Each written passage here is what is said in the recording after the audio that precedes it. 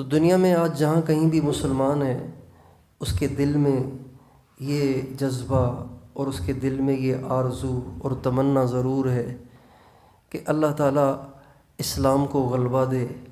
مسلمانوں کو غلبہ دے اور کفر کو ختم فرمائے، اور ساری دنیا میں محمد مصطفیٰ احمد مجتبیٰ صلی اللہ علیہ وسلم کے دین کو غلبہ ہو۔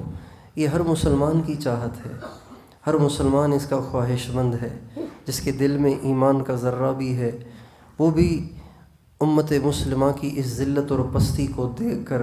سن کر تڑپتا ہے، پریشان ہوتا ہے، غمگین ہوتا ہے، اور ہر ایک یہ سوچتا ہے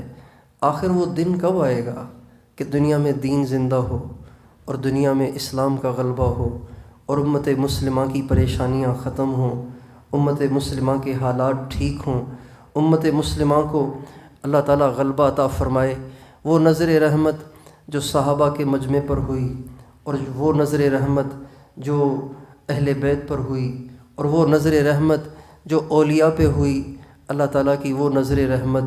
آج بھی امت مسلمہ پہ ہو جائے تو کیا اچھا ہو۔ یہ ہر مسلمان کی خواہش ہے، چاہت ہے، لیکن اس کے اسباب کیا ہیں؟ اس کی طرف توجہ کم ہو گئی ہے، اس کی طرف توجہ نہیں ہے، نہ ہونے کے برابر ہے۔ اس کے اسباب اجمالی طور پر دو بنتے ہیں۔ دو چیزیں ایسی ہیں، اگر امت مسلمہ میں وہ آ جائیں، اگر امت مسلمہ میں وہ زندہ ہو جائیں، امت مسلمہ اس پہ کھڑی ہو جائے، تو آج بھی اللہ تعالیٰ اسلام کو غلبہ دے گا، آج بھی اللہ تعالیٰ امت مسلمہ کی ایسے مدد کرے گا جیسے اللہ نے قرن اول میں امت کی مدد کی تھی۔ جیسے قرن اول میں اللہ تعالیٰ نے امت کی نصرت کے لیے، مدد کے لیے فرشتے اتار دیے۔ فرشتوں کا اتارا جانا بدر میں تو معروف ہے، لیکن صرف بدر میں ہی فرشتے نہیں اترے تھے، بدر کے علاوہ بھی امت مسلمہ کی نصرت کے لیے، مدد کے لیے اللہ تعالیٰ نے فرشتے اتارے ہیں۔ اس لیے کہ اللہ تعالیٰ کے جتنے وعدے ہیں وہ وعدے نبی کریم صلی اللہ علیہ وسلم کی زندگی کے ساتھ مخصوص نہیں ہیں، بلکہ جب کبھی بھی امت ان صفات کے ساتھ متصف ہوئی، ان صفات کے ساتھ متصف ہوگی، اللہ تعالیٰ ہمیشہ ان کی مدد فرمائیں گے، اور فرماتے رہے ہیں اور فرماتے رہیں گے جب کبھی امت کے اندر وہ صفات پیدا ہو جائیں۔ ان صفات کو اگر اجمالی طور پر اس کا کوئی خاکہ بنایا جائے، اس کا کوئی اجمال بنایا جائے، اختصار بنایا جائے، تو وہ دو باتیں بنتی ہیں۔ یہ دو باتیں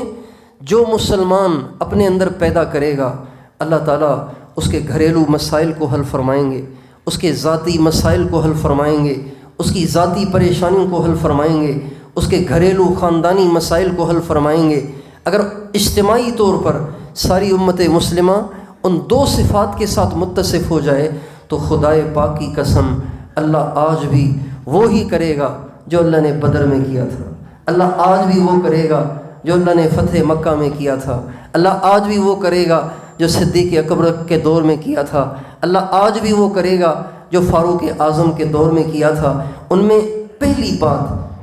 بات جس کا امت میں بحران ہے، جس کی امت میں قحط سالی ہو گئی ہے، جس کی امت میں بڑی کوتاہی ہو گئی ہے، اور ایک وہ بات ہے کہ جو امت میں ڈھونڈنے سے بھی نہیں مل رہی، وہ ختم ہوتے ہوتے دین کے علم برداروں سے بھی ختم ہو گئی ہے، دینداروں سے بھی ختم ہو گئی ہے، داڑھیوں ٹوپیوں والوں سے بھی ختم ہو گئی ہے، مدرسے میں پڑھنے والوں سے بھی ختم ہو گئی ہے، تبلیغ میں پھرنے والوں سے بھی ختم ہو گئی ہے، میدان جہاد میں کفار سے برسرے پیکار ہونے والوں سے بھی ختم ہو گئی ہے۔ وہ چیز پتہ ہے کیا ہے؟ سمپل سی ہے، عام سی ہے، ہزاروں دفعہ آپ نے اسے قرآن میں پڑھا ہوگا، ہزاروں دفعہ آپ نے ممبروں پہ خطبوں میں سنا ہوگا، وہ چیز عام سی ہے، اس کا نام تقویٰ ہے، اس کا نام تقویٰ ہے۔ حضرت ابو ذر غفاری نے ہمارے نبی سے ایک دفعہ کہا، اوصنی یا رسول اللہ، زندگی کا پتہ نہیں ہے، کوئی ایسی بات مجھے سمجھا جائیں، کوئی ایسی بات مجھے بتا جائیں جو مجھے دنیا میں بھی کام آئے، آخرت میں بھی کام آئے۔ آپ نے فرمایا علیک بتقوی اللہ فإنہ رأس الامر کلہ، ابو ذر تقوی کو لازم پکڑنا، اس لیے کہ دین بغیر تقوی کے قبول ہی نہیں ہے۔ فإنہ رأس الامر کلہ، اس کا مطلب یہی بنتا ہے فإنہ رأس الامر کلہ، ابو ذر متقی بننا، اپنے اوپر متقی بننے کو لازم کرنا، اپنے اوپر تقوی کو لازم کرنا، اس لیے کہ اس کے بغیر دین قبول ہی نہیں ہے۔ اگر حاجی میں تقوی نہیں ہے اس کا حج قبول نہیں ہے، اگر عمرہ کرنے والے میں تقوی نہیں ہے اس کا عمرہ قبول نہیں ہے، اگر طالب علم میں تقوی نہیں ہے اس کا طلب علم قبول نہیں ہے، اگر نمازی میں تقوی نہیں ہے تو نمازی کی نماز قبول نہیں ہے، اگر دائی میں تقوی نہیں ہے اس کی دعوت قبول نہیں ہے، مجاہد میں تقوی نہیں ہے اس کا جہاد قبول نہیں ہے، ساری محنتیں مردود ہو جاتی ہیں اگر تقوی نہ ہو۔ آج امت سے تقوی رخصت ہو گیا ہے، آج امت سے تقوی نکل گیا ہے، دینداروں کی نگاہیں بھی حرام سے بچی ہوئی نہیں ہیں، دینداروں کی زبانیں بھی بے لگام ہو گئی ہیں، دینداروں کے کان بھی میوزک سے اتنے مانوس ہو گئے ہیں کہ میوزک سن کر ان کو الرجی نہیں ہوتی، ان کی طرف سے کوئی ریئیکشن نہیں ہوتا، پریشان نہیں ہوتے۔ موبائلوں پہ ایسی ٹونیں لگائی ہوتی ہیں کہ پتہ نہیں فرشتے بھی کیا سوچتے ہوں گے کہ یہ کیسے نمازی ہیں، کہ مسجدوں میں بھی ان کو حیا نہیں ہے کہ مسجدوں میں بھی میوزک بجاتے ہیں۔ میرے محترم بھائیو اور دوستو، تقویٰ ایک ایسا بنیادی صفت ہے، ایک ایسا بنیادی وصف ہے، ایک ایسی بنیادی صفت ہے، اگر یہ آ جائے تو اللہ تعالیٰ اس کی برکت سے انسان کی دنیا بھی بنا دیتے ہیں، آخرت بھی بنا دیتے ہیں۔ تقویٰ کے ذریعے سے اللہ کی مدد آتی ہے، تقویٰ کے ذریعے سے اللہ پاک پریشانیاں حل فرماتے ہیں، تقویٰ کے ذریعے سے اللہ مشکلات کو آسان فرماتے ہیں، تقویٰ کے ذریعے سے اللہ برکتوں کے دروازے کھول دیتے ہیں، تقویٰ کے ذریعے سے اللہ نفرتوں کو محبتوں سے بدلتے ہیں، تقویٰ کے ذریعے سے آپس میں جوڑ پیدا کر دیتے ہیں، تقویٰ کے ذریعے سے آپس کا توڑ ختم ہوتا ہے۔ تقویٰ اتنی کام کی چیز ہے۔ اللہ تعالیٰ فرماتے ہیں وَمَن يَتَّقِ اللَّهَ يَجْعَل لَّهُ مَخْرَجًا وَمَن يَتَّقِ اللَّهَ يَجْعَل لَّهُ مَخْرَجًا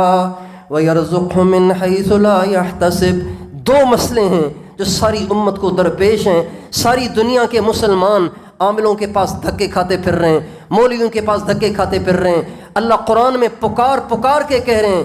یہ کام کر لو تمہارے دونوں مسئلے حل ہو جائیں گے۔ ایک مسئلہ مسائل حل ہوں، پریشانیاں حل ہوں، مشکلات آسان ہوں، جن پریشانیوں میں گھرے ہوئے ہیں ان پریشانیوں سے نکل آئیں، بے روزگاری ختم ہو جائے، رزق میں برکت ہو جائے۔ اللہ کہہ رہے ہیں تم متقی بن جاؤ، تمہیں ہر پریشانی سے نکالنا میرا کام ہے۔ یجعل لہ مخرجا، میں تمہیں نکال دوں گا، میں تمہیں ہر مصیبت سے نکال دوں گا۔ وَيَرْزُقْهُ مِنْ حَيْثُ لَا يَحْتَسِبُ، تمہیں وہاں سے روزی دوں گا جہاں سے تم سوچ بھی نہیں سکتے تھے۔ اور اسی صورت میں آگے فرماتے ہیں وَمَن يَتَّقِ اللَّهَ يَجْعَل لَّهُ مِنْ أَمْرِهِ يُسْرًا، جب تم متقی بن جاؤ گے تمہاری ہر مشکل کو آسان کر دوں گا۔ تقویٰ بڑے کام کی چیز ہے۔ ہمارے نبی سے جب کبھی کوئی نصیحت کی درخواست کرتا تو عموماً آپ تقویٰ کی نصیحت ضرور کرتے تھے، تقویٰ کی نصیحت ضرور کرتے تھے۔ حضرت ابوبکر صدیق لشکروں کو رخصت کرتے تو لشکروں کو رخصت کرتے ہوئے آپ یہ ضرور فرماتے تھے متقی بن کے جہاد کرنا، تقویٰ کے بغیر جہاد تمہیں اللہ سے نصرت نہیں دلوائے گا۔ حضرت عمر جب مجمع کو رخصت کرتے، لشکروں کو رخصت کرتے تو لشکروں کو نصیحت فرماتے تقویٰ کو لازم پکڑنا، تقویٰ کے بغیر اللہ کی مدد نہیں آئے گی۔ حضرت سعد بن ابی وقاص کا لشکر بنایا فارس پہ حملہ کرنے کے لیے، قادسیہ میں ان کی جنگ ہوئی، سارے ایران اور افغانستان اور بلوچستان کو فتح کرنے میں حضرت سعد بن ابی وقاص کا مین کردار ہے، اور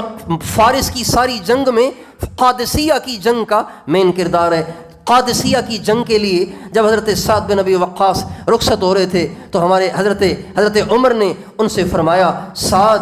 اس بات سے دھوکے میں نہیں پڑنا کہ تم حضور کی والدہ کے خاندان سے ہو۔ حضرت سعد بن ابی وقاص بنو زہرہ سے ہیں، اور ہمارے نبی کی والدہ محترمہ حضرت آمنہ وہ بھی بنو زہرہ سے ہیں۔ تو حضرت عمر کہنے لگے اس بات سے دھوکے میں نہ پڑنا کہ لوگ تمہیں کہتے ہیں حضور کا ماموں ہے، حضور کا ماموں تمہیں لوگ سمجھتے ہیں، اس لیے کہ تیرا خاندان اور اللہ کے نبی کی والدہ کا خاندان ایک ہے تو لوگ تجھے ماموں کہتے ہیں۔ اس دھوکے میں نہ پڑنا کہ حضور کا ماموں کہلانے سے تمہاری نصرت ہو جائے گی، تمہیں فتح مل جائے گی، اللہ راضی ہو جائے گا، بلکہ تقویٰ کو لازم پکڑنا۔ اگر تمہاری زندگی میں کہیں کوئی اللہ کی نافرمانی ہوئی تو حضور کا ماموں کہلانے کے باوجود بھی اللہ کی نصرت سے محروم ہو جاؤ گے۔ میرے دوستو، تقویٰ، اللہ کی کوئی نافرمانی نہ ہو، زبان سے نہ ہو، آنکھ سے نہ ہو، کانوں سے نہ ہو، ہاتھوں سے نہ ہو، پاؤں سے نہ ہو، شرمگاہوں سے نہ ہو۔ آج انٹرنیٹ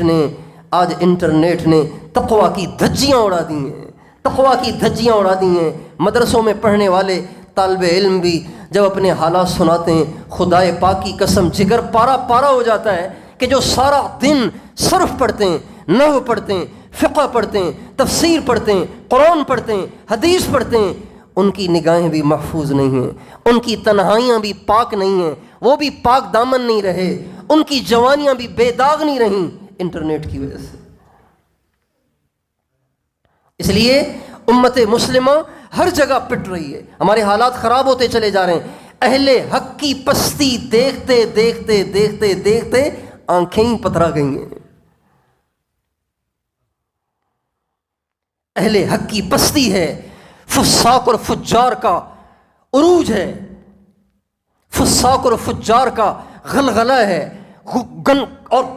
دندناتے پھر رہے ہیں فساق اور فجار، اور اہل حق اور اہل دین اور اہل اسلام سر چھپاتے پھر رہے ہیں، سر چھپاتے پھر رہے ہیں، ذلت اور پستی اور تنزل کی زندگی گزار رہے ہیں، اس لیے کہ امت سے تقویٰ چلا گیا ہے۔ اس لیے میرے دوستو، بنیادی چیز جس کو امت میں پیدا ہونا شرط اول ہے وہ یہ ہے کہ ہم سب متقی